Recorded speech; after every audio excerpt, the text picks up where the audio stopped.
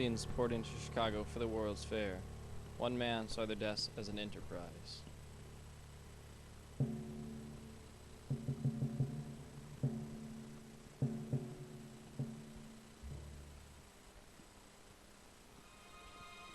They came to see an architectural paradise, the Chicago World's Fair. But only 16 blocks away, a mass murderer built a hotel of death.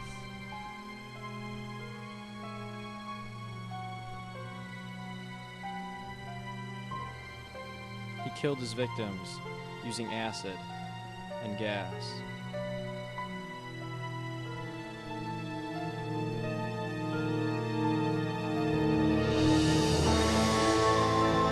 He would sell the bodies of his victims to medical schools for cadavers.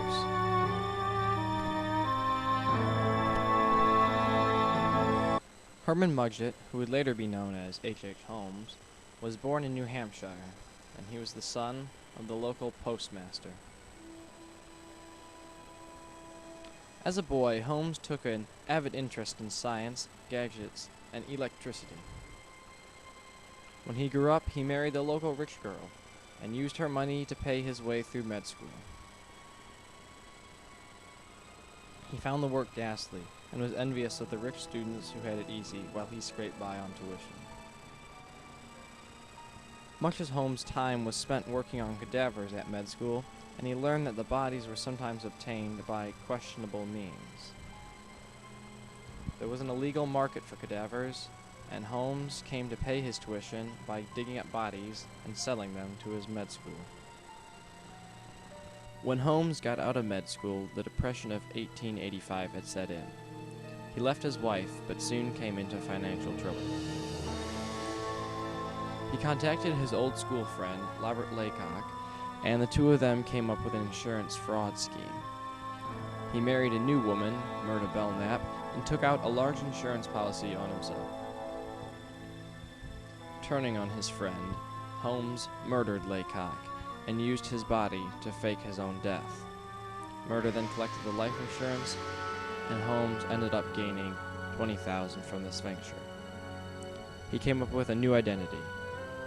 He continued to come up with money-making schemes in the area of credit and insurance frauds.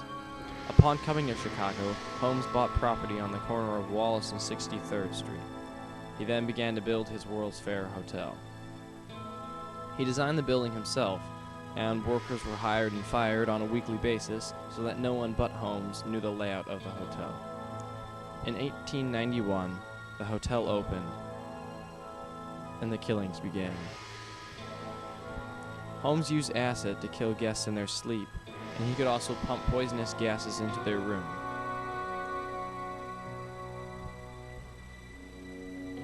He brought the bodies to the basement and stripped them of their flesh and sold them to scientists. Chicago led the nation in disappearance of persons, and the police couldn't keep track of all the lost persons. Holmes' favorite prey was young women. He enjoyed trying to romance them first, but regardless of whether they accepted him or not, these women would eventually end up dead. In 1893, the Chicago World's Fair opened.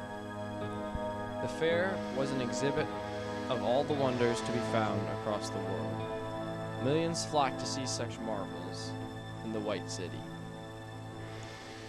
The crowds provided Holmes with both a new crop of victims and enough obscurity that their deaths would go unnoticed.